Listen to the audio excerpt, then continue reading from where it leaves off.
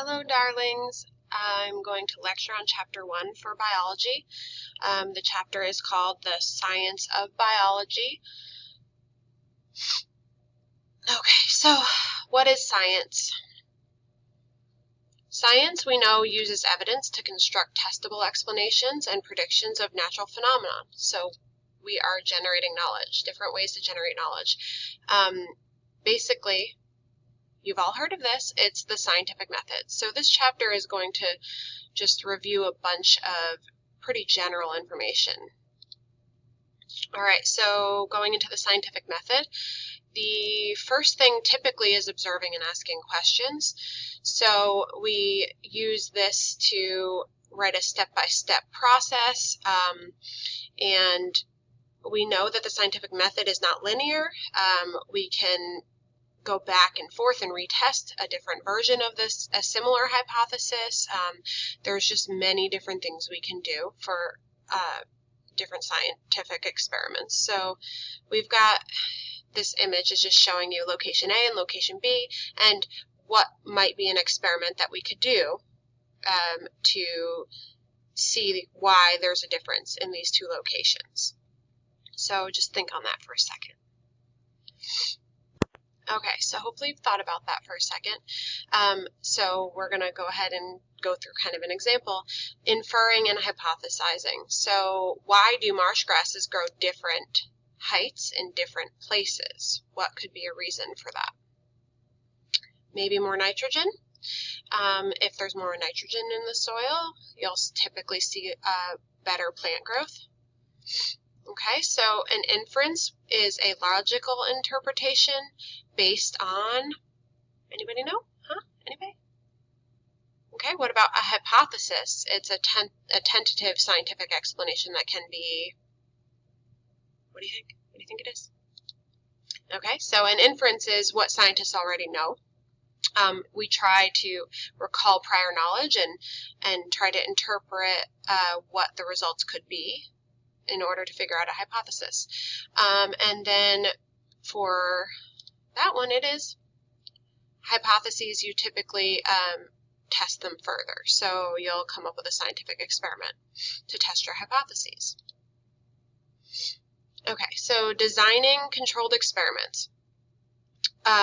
Typically, testing hypotheses often involves designing experiments that measure different factors that can change or variables. So do we know what two types of data that we can collect are called? I'll give you a hint. They start with a Q. Both of them start with a Q. Okay, think about that. So our control group would be the one with no nitrogen added, and we could then use an experimental group and look at a specific percentage of nitrogen added to the soil. Okay. Oh, back to that question, it's quantitative and qualitative data. Okay. Now, can you tell me which one is which up here? So, collecting data. Which one is data are numbers and data are descriptive? Okay, so the data are numbers is quantitative. See the N? So I remember that N as numbers, N. Qualitative is a descriptive sort of data collection, like colors, the variation in the color or something like that in an experiment.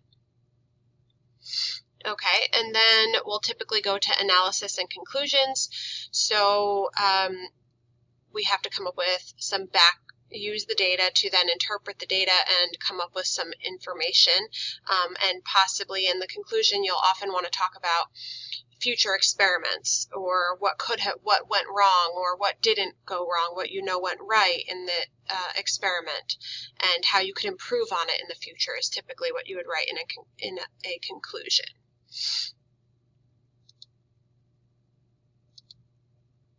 So scientific theories. In science, the word theory applies to a tested, highly reliable scientific explanation of events in the natural world that unifies many repeated observations and incorporates durable, well-supported hypotheses that enable scientists to make accurate predictions. So there are always going to be, for every theory, there's going to be many hypotheses. that support that theory, and it will be tested over and over. Okay, science in context. Is the scientific method rigid? I already answered this in the beginning. Do you remember? It is not. It is not rigid. Okay, so this is a little graphic for you to look through with me for determining the process of science. We test ideas, we then have exploration and discovery, we have community analysis and feedback, and we have benefits and outcomes. So you can see here that they all work together, and it is not a linear process. All right, so what leads to testing ideas and what makes you a good scientist? It's curiosity, skepticism, creativity, and open-mindedness. So these are 4 characteristics of a good scientist. Okay, so exploration and discovery is the first one we're going to look at. So this is our scientific method here, basically. We make observations, we ask questions, we can share data and ideas with other people. We find inspiration by walking out in nature or exploring literature or reading things, and we find that technology leads to a lot of this, and of course, just personal motivation and enjoying that whole skepticism in the world, wondering what's out there that we can learn more about. This is one of the best things about science. All right. So the other bubble we're looking at is community analysis and feedback. So this is a big one.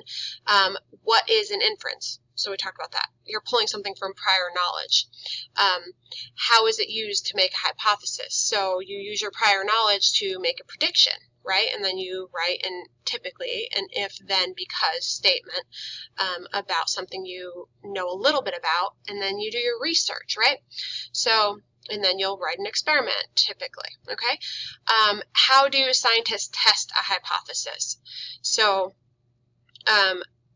they, like we said, they'll write experimental steps out, and then they'll analyze the data, and then they will go to this one, community analysis and feedback, and they will oftentimes write up their research and publish it, and then more of their colleagues will read it and be like, oh wow, this was great, or oh wow, did you think about trying it this way? Let's revise our hypothesis here.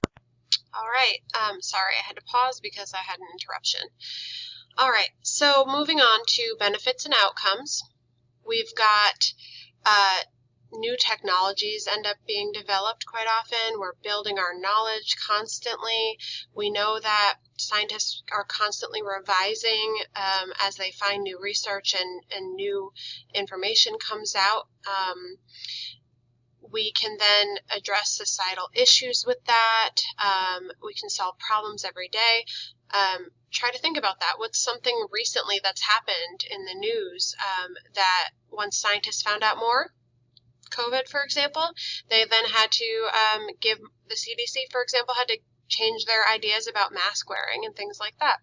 So as more information is found, new hypotheses are found, and we change the way of thinking.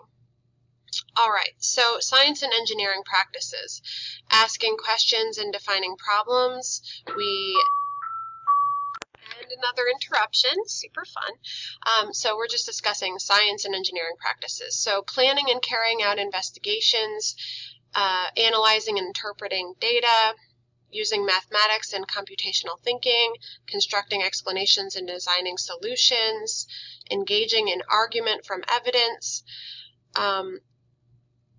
obtaining, evaluating, and communicating information. So these are both things that science and engineering practices have in common. All right, so we're going to do sections 3 and 4 in another lecture. So that would be patterns of life and characteristics of life, I believe. Please check Google Classroom and make sure that you are up to date on all your assignments.